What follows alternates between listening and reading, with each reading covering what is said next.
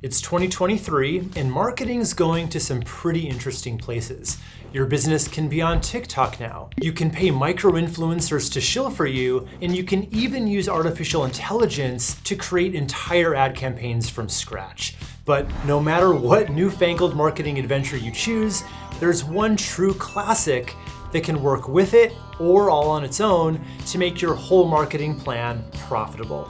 Email really hasn't changed all that much since the early days. What do you write to it like mail? But that lack of change is actually its hidden strength. Think about it. Everything else from Facebook ads to which social platform is the hottest right now to the constant algorithm updates, it's nice to be able to concentrate and really hone in on something that you can count on. Something that's not only predictable, but still insanely profitable too. The latest numbers show that for every dollar you put into email marketing, you're likely to make $44 back. And that's just the average. And when you consider the fact that returning traffic is worth 8 times as much to your business as first-time traffic, it pays to get people back to your website, to your socials, to your content. And nothing does that better than building your email list and then nurturing that list with the right kinds of emails week after week.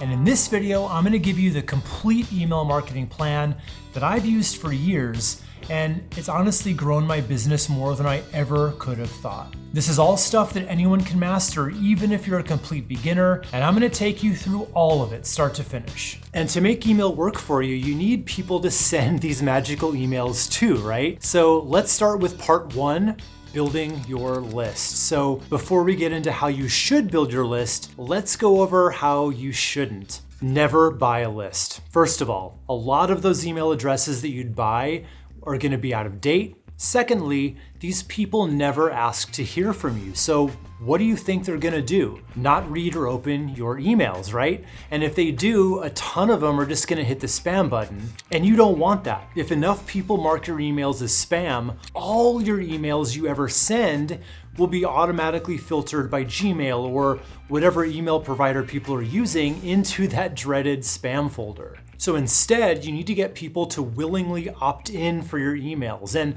there's a right way and a wrong way of doing that too.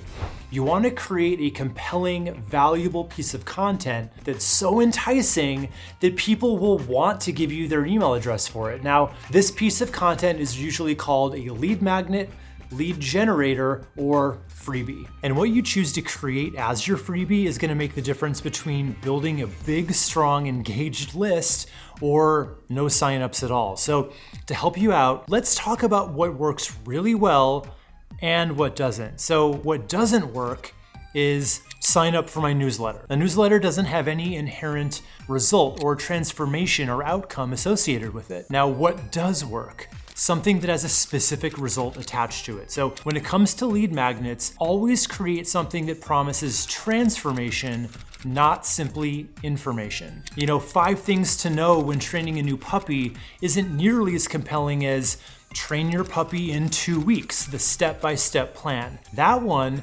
implies a result. The first one only promises that you're gonna have more knowledge that you could probably just find in a blog post or a YouTube video somewhere. Next, make sure you choose a topic that has some serious overlap with your paid offers. So that training guide makes perfect sense if you're a dog trainer because it's basically a lower level version of what you charge for. But the same dog trainer wouldn't do quite as well if his lead magnet were, about how to choose the right puppy, because it just doesn't really serve as a good enough bridge between the freebie and the paid service. And here's something else that a lot of business owners don't really factor in, and if you miss it, it can absolutely tank your opt-in rates. It's exactly what happened to luxury Airbnb investing coach Rachel Brew when she was coming up with her first lead magnet, which got caught up in a few really common traps. So Rachel, how did you decide on the topic for that original first lead magnet? The podcast interview where they said, make your lead magnet the top mistakes you see people are making in your industry. Okay, here are the top 13 mistakes I see people making when they're launching their first property. Not a lot of hits, So I was really relying on the external marketplace, meaning other digital creators and their lead magnet subjects, and then kind of tailoring it to mine as it relates to real estate. So she started on the wrong foot by going with a pretty general, information-based, non-transformational topic, and then she doubled down on it, thinking she could save it through design.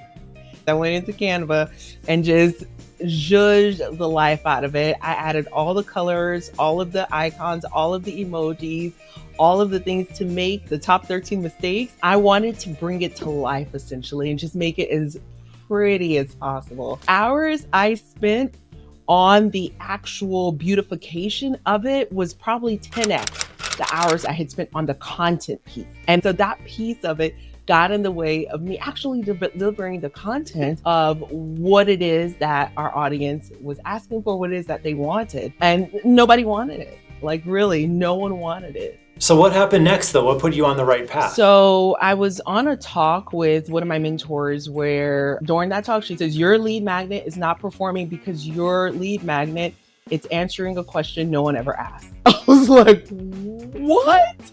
No one ever asked me what are the 13 mistakes I'm making for, it's information I want them to know. And I think they need it, but they never asked for it. She says, what specifically are they really asking for? And she says, your lead magnet needs to be so juicy that you feel like, I really should be charging for this. And I went to work. Like, got it. And the number one question everyone has asked me for is, where should I invest? Where should I invest? What is the city to invest in?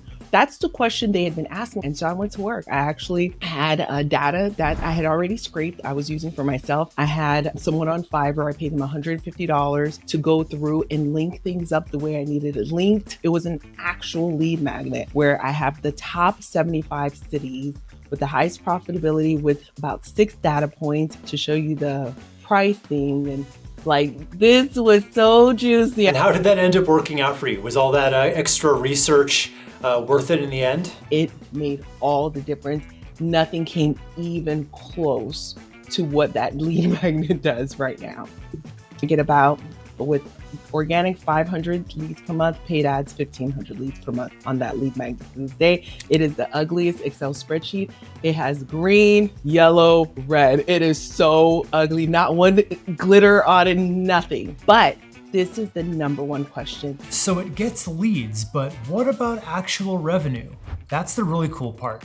Except our first dollar in June of 2021, we're now at net revenue of $546K. Over $500,000 in her first year and a half in business, thanks to creating the right lead magnet that people actually wanted. So I hope that you're starting to see how important this part of the process is. But of course, once you have your lead magnet ready, you've got to get the word out, right? Now, according to Rachel, she relies on both free and paid traffic to get people to it, which is a great strategy. And to help you do this, you'll want to add an easy way to opt in for it right on your website. And I like to do this in 2 main ways. First, you want a dedicated landing page that's all about your freebie, nothing else. This is what mine looks like. It's for my free on-demand masterclass, and you can see that I just lead with the compelling title, a brief description, and a super simple form that just asks for their first name so I can use it in future emails, and of course, their email address. That's it. Then underneath, I include some bullet points that are meant to pique curiosity and really make people interested in what these things could be. Now, this is just a really strong formula for an opt-in page like this, and I get about 600 leads per month thanks to this page. And then next, you'll want to basically copy this top section and paste it on every single page of your website.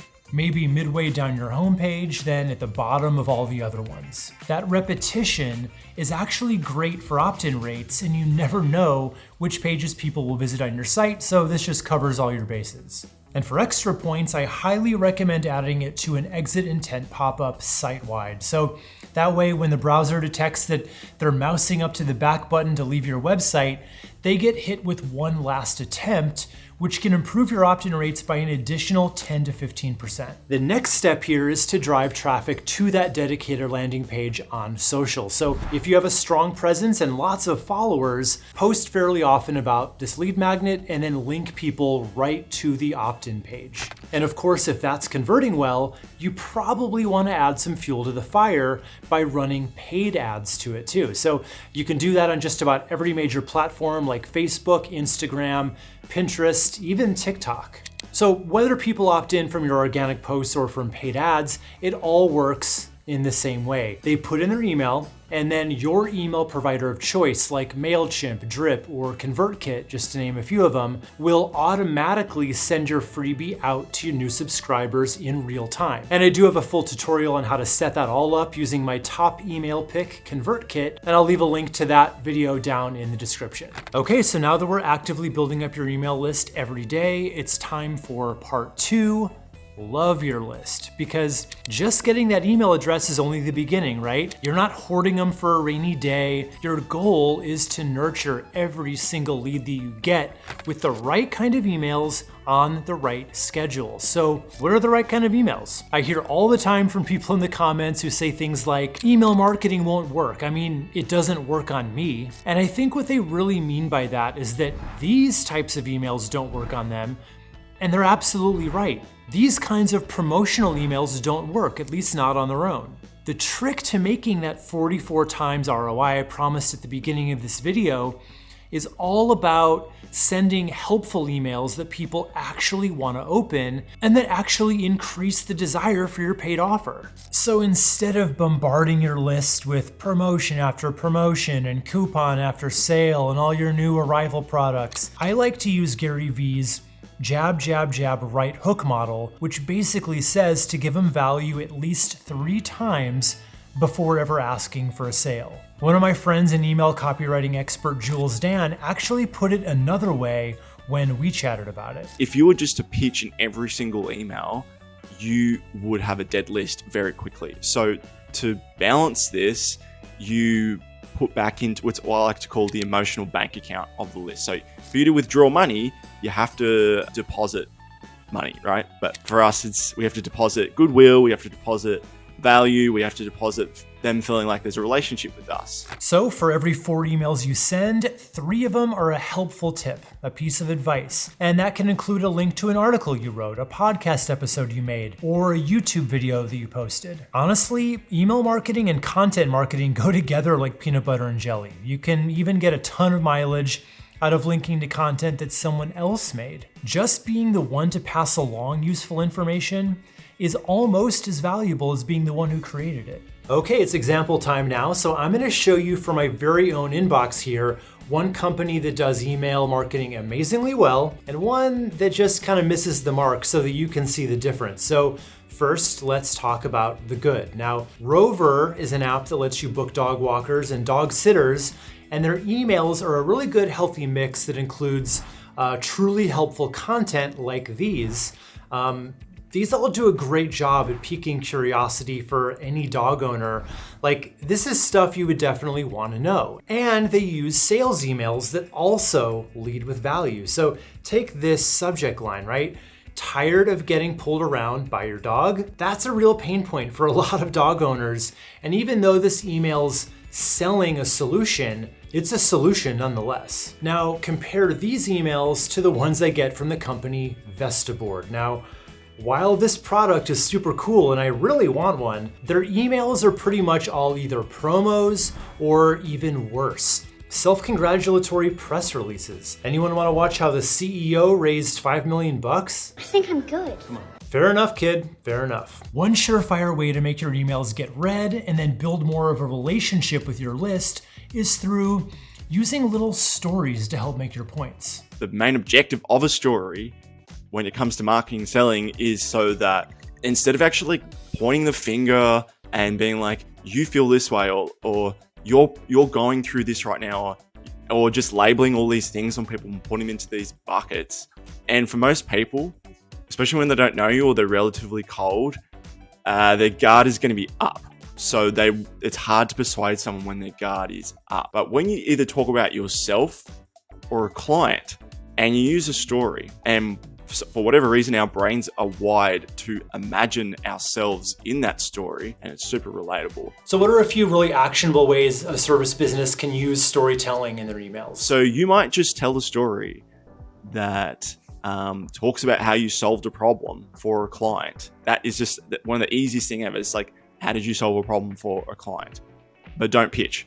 And maybe just leave like one question at the end, like, how do you think this might affect you? Or like, just some sort of takeaway where there's no pitch at the end. In other words, you can use stories in those helpful emails just by talking about a really valuable lesson that you or a client learned and how they learned it. And then occasionally, or every now and then, you can then do, say, like a case study story where it does talk about the problem. It shows proof, not just tells a story.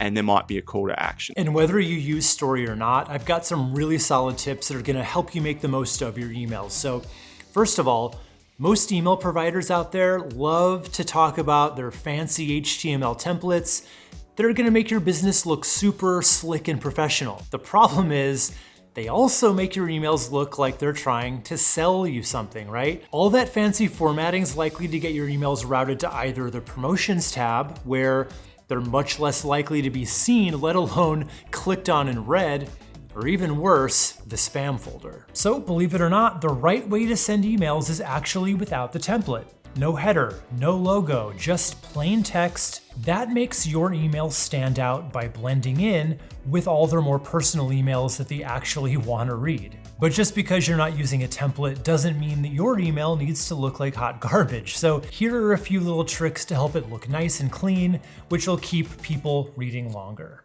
Use short paragraphs, lots of line breaks, bold key phrases that you don't want people to miss, and use emojis and bullet lists where you think they're appropriate. Emails are kind of like websites in that people don't read them as much as they skim them, so make sure that your emails are nice and skimmable. And in terms of tone, every business is different, but I will just say that in almost every single case, your emails should read as conversational, friendly, and one-to-one. So remember, these aren't term papers, and really buttoned up formal writing isn't gonna impress anyone, and it's a lot less likely to move the relationship forward. People just want authenticity in the businesses they choose. They want to be in business with human beings, not corporations and HR managers. So that has a lot to do with the language that you use, but you can add little personality hits to your emails too in the form of GIFs. I've been sprinkling them throughout this video, and I love adding them in just about every email I send out too, just to lighten the mood and bring some emotion or fun to it. So you just have to know your audience well enough to know what kinds of gifts will land with them and which ones they just won't get. You know, is your audience more The Office or Drag Race? And possibly the most important thing to get right in your emails is the subject line, because nobody clicks on your email in the first place. It doesn't even matter what's inside it, right?